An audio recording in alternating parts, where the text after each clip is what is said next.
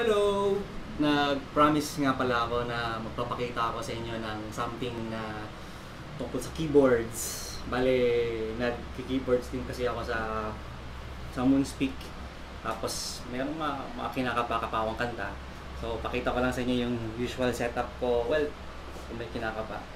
Generally, yung ginagamit ko kasi itong M-Audio na Oxygen 25 na pang keyboards. Tapos, ang aking laptop naman, well, itong Lenovo, medyo magto 2 years old na. Tapos, ito yung gamit kong Linux Multimedia Studio. Ito yung keyboard, so dito siya kumakabit. Tapos kung maggagawa ko ng samples, tulad nito, ito, pakinggan nyo.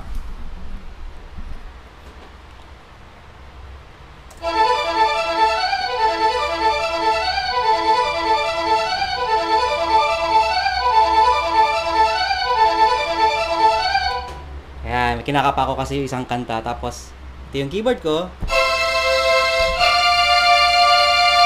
Diba?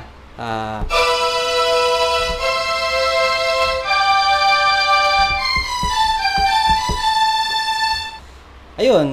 Tapos, gumagamit lang ako ng mixer para ikabit yung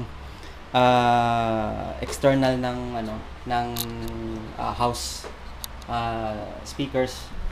Kapag live, usually gumagamit ako ng mixer kasi meron akong kinakapitan ng mga headphones, tapos yung in and out ng dito, kasi minsan kinakabit namin sa rekta sa amp or diretso sa mixer nila. Kasi actually ito, USB naman siya.